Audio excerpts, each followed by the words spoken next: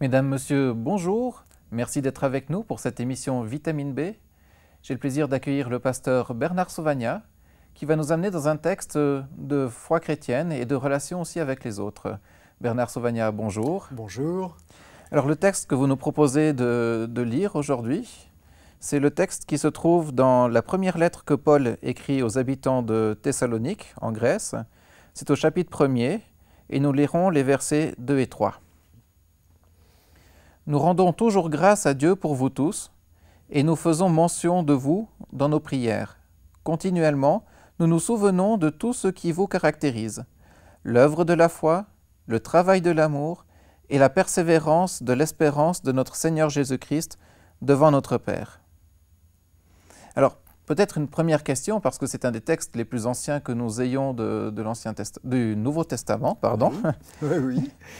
L'apôtre Paul a écrit cette lettre, on estime autour de l'année 50, et c'est probablement l'un des textes les plus anciens du Nouveau Testament. Il a été écrit avant les évangiles même, donc un texte très ancien.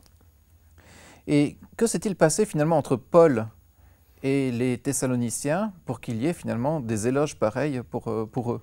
On se le demande.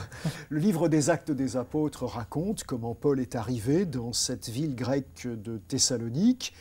Elle nous explique qu'il y a passé en tout cas au moins 3 semaines, qu'il y a amené un certain nombre de personnes à la foi chrétienne, mais qu'il a dû partir assez rapidement parce qu'il y avait des mécontents qui le persécutaient, qui contredisaient son message, et il a dû fuir.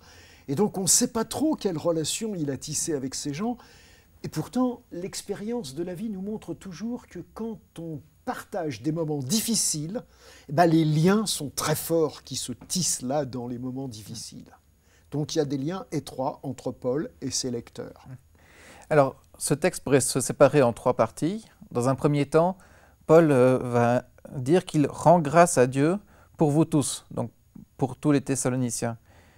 Est-ce que dans le cadre de votre expérience pastorale, alors déjà, est-ce que vous avez pu rendre grâce, donc remercier Dieu, pour les membres d'église que vous avez rencontrés? Oui. Y compris les grincheux? Alors c'est vrai que c'est l'expérience que tout pasteur est amené à faire.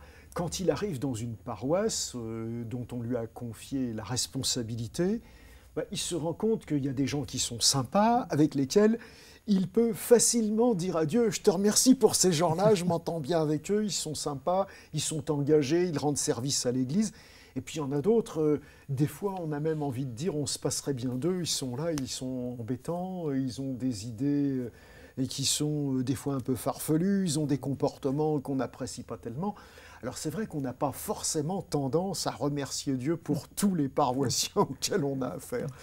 Et pourtant, j'ai fait l'expérience que quand on apprend à regarder chaque personne comme un cadeau que Dieu nous fait, alors les choses se passent autrement avec ces personnes.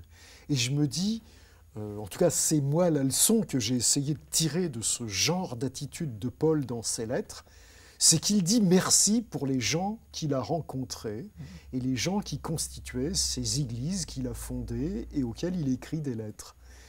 Et me discipliner à dire merci pour cette personne, à trouver quelque chose pour lequel je puisse honnêtement, pas hypocritiquement dire mon petit merci comme ça, mais dire vraiment merci parce que cette personne finalement, elle a une richesse que je n'avais peut-être pas vue, mais qu'en l'observant plus aimablement, j'ai constaté qu'elle avait vraiment.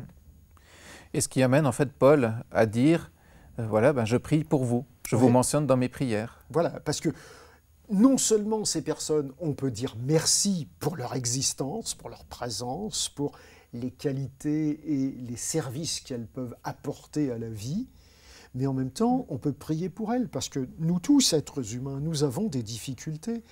Et c'est fou, en tout cas quand on passe par des moments difficiles dans sa vie et qu'on sait, on a des petits messages d'amis qui vous disent « je prie pour toi », on sait à quel point ça nous fait du bien. Et donc, ça vaut la peine de prier les uns pour les autres. Moi, je ne peux qu'encourager nos téléspectateurs, même s'ils n'ont jamais essayé, de prier les uns pour les autres. C'est vraiment quelque chose de formidable pour améliorer les relations et pour rendre la vie plus belle. Est-ce que vous-même, vous avez vécu une expérience de prière? Ah, moi j'ai vécu des expériences fabuleuses de prière. J'ai été hospitalisé et opéré pour quelque chose qui pouvait être très grave. Et j'étais dans une chambre à l'hôpital et il y avait un jeune homme qui était dans la même chambre que moi et qui avait lui aussi subi une intervention chirurgicale assez grave. Et on était là tous les deux, puis on bavardait. Et puis à un moment donné, il m'a dit « Mais je comprends pas, le téléphone sonne tout le temps pour vous. Et puis vous avez tous les jours de la visite. Moi, j'ai eu que mon père, là, pendant une semaine, qui est venu me voir, et puis ma copine. J'ai eu juste 2 personnes qui se sont intéressées à moi. » Alors je lui ai expliqué, je lui ai dit « Tu vois, moi, il y a des tas de gens qui partagent la même foi que moi et qui prient pour moi, qui pensent que je suis dans une certaine mesure un cadeau pour eux et qui remercient Dieu de ma présence et en même temps qui prient pour moi parce qu'ils pensent que je peux encore progresser, que je peux encore être utile. Et c'est formidable d'être porté dans la prière. Et même lui se disait « Waouh, mais c'est très intéressant d'être avec quelqu'un comme vous en chambre et de voir toutes ces visites qui sont là, ces gens sympas qui me saluent, qui m'apportent un petit cadeau à moi en même temps qu'à vous. Ouais, ça vaut la peine, il n'y a pas d'hésitation. » Et donc là, finalement, logiquement, on découle dans la 3e partie de ce que nous avons lu, c'est-à-dire où Paul mentionne à quelque part les qualités des Thessaloniciens, à savoir l'œuvre de la foi, le travail de l'amour et la persévérance de l'espérance. Mais il y a quand même des paradoxes. Quand on parle d'œuvre et de foi, de travail et d'amour, de persévérance dans l'espérance, est-ce qu'on est sauvé finalement par grâce ou par les œuvres? Alors, moi je trouve justement ces paradoxes extrêmement intéressants sous la plume de l'apôtre Paul. D'abord, on y reconnaît les 3 grandes vertus chrétiennes, qu'on a appelées, dans un mot un petit peu difficile, les vertus théologales, la foi, l'amour et l'espérance. Et c'est vrai que ce sont les 3 qualités essentielles de tout croyant. Mais ces qualités, elles ne sont pas vécues n'importe comment. La foi, ça doit agir, ça doit passer à l'action. Donc ça œuvre. Une foi sans œuvre, dit Jacques, est morte. Et l'apôtre Paul n'est pas en train de dire que la foi, elle ne fait rien. Toutes ces épîtres, il les termine en disant « Voilà ce que c'est que la foi, maintenant faites vos efforts pour. Mettez-vous à l'œuvre. Vous ne pouvez pas rester des croyants spectateurs de la vie. » Ensuite, quand il parle d'amour, il va parler de labeur ou de travail. Et moi, je trouve que l'expression est très intéressante parce qu'elle est en rapport avec quelque chose qui fait mal, qui fait souffrir. C'est laborieux d'aimer. Et moi, j'ai commencé à comprendre ça lorsque ma première fille est née et que c'était moi qui étais chargé du biberon de la nuit. Il fallait se lever, passer du temps. Elle était très lente pour boire ce biberon. Et quand elle avait fini, la plupart du temps, elle me vomissait la moitié de ce qu'elle avait pris. Et donc, c'était pas toujours facile. Et je me suis rendu compte que aimer quelqu'un, c'est plus on investit pour cette personne, plus on prend du temps, plus ça nous fait souffrir même, plus en fait cette personne nous est précieuse. Et parfois, nous sommes dans une société où nous imaginons que l'amour, c'est uniquement ce qui fait plaisir. Or, plus on s'est défoncé pour quelqu'un, plus on l'aime. D'où, à quelque part, la passion du Christ. Oui, entre autres. Je crois que la passion du Christ, c'est la démonstration de ce que l'amour, c'est quelque chose qui se donne. Et quand on se donne, eh ben c'est vrai, on ne compte pas. Donc on est prêt à affronter ce qui est le plus laborieux. Et ça rejoint aussi ce texte qu'il n'y a pas de plus grand amour que de donner sa vie pour ses amis. C'est vrai, il y a plein de textes des évangiles qui vont dans ce sens-là. Et puis donc il y a encore la persévérance de l'espérance. Alors la persévérance de l'espérance, moi c'est une expression que j'aime bien parce que moi j'essaye de me maintenir en forme en faisant un peu de sport et mes sports sont plutôt des sports d'endurance. Et le mot qui est utilisé ici, c'est le mot l'endurance, en fait, ce qui dure, l'espérance qui dure. Alors des fois, quand vous attendez quelqu'un, vous espérez que cette personne arrive et puis elle ne vient pas. Elle a 5 minutes de retard, 10 minutes de retard, un quart d'heure de retard. Vous avez envie de dire oh, ça ne va pas, là, il se fiche de moi. Et on a l'impression que l'espérance, c'est presque de l'impatience dans notre façon de vivre aujourd'hui, nous qui sommes toujours pressés dans un rythme de vie contre la montre. Or, ce que Paul est en train de dire, attendez, la vraie espérance, elle ne se lasse pas quand ça dure. Quand ça dure, plus que ce qui avait été prévu. Et quelque part, je crois que la vraie foi, c'est aussi ça. C'est quelque chose qui nous rend patients, c'est quelque chose qui fait qu'on n'est pas pressé, on supporte le temps qui passe et on le supporte bien parce que ça nous rend endurants. On se renforce comme par une course d'endurance. Le cœur devient plus fort, les muscles deviennent plus forts, la respiration, les facultés de respiration nous rendent physiquement plus forts. Et pour moi, c'est un texte qui est en train de me dire ça aussi, avec toute l'image que ça peut représenter aussi pour la vie spirituelle, la vie de la foi.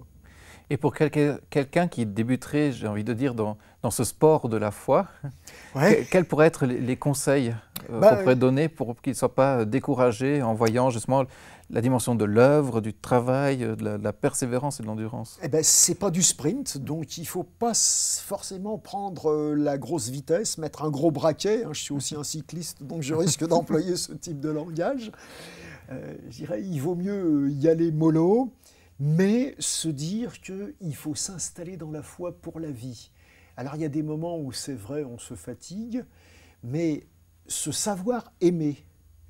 Et savoir, parce que quand Paul écrit ça, il écrit à des gens pour lesquels il prie. Et quand il prie, rappelons-nous ce qu'on a dit au début, il dit merci à Dieu pour ces gens, donc il les aime. Et ces gens savent qu'ils sont aimés. Et quand je me sais aimer, alors je peux revenir vers celui qui m'aime tous les jours, en face de toutes mes difficultés.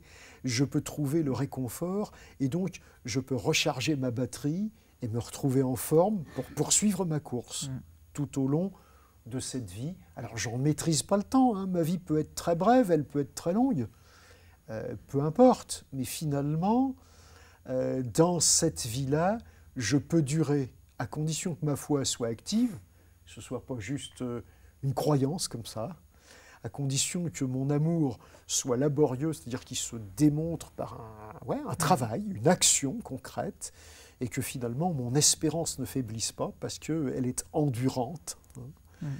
Et je me dis que ces Thessaloniciens m'ont appris quelque chose qui est fantastique pour la vie. Bernard Sauvagnat, merci. Merci de nous encourager sur ce chemin de foi, à garder la persévérance, aussi la joie d'être avec les autres par ce texte d'un Thessalonicien. Merci à Paul de l'avoir écrit. Merci à Paul de l'avoir écrit. Et puis madame, monsieur, j'espère que vous aurez aussi cette joie, ce plaisir et cette volonté de continuer votre chemin avec Dieu. Merci de nous avoir suivis et à bientôt pour une autre Vitamine B.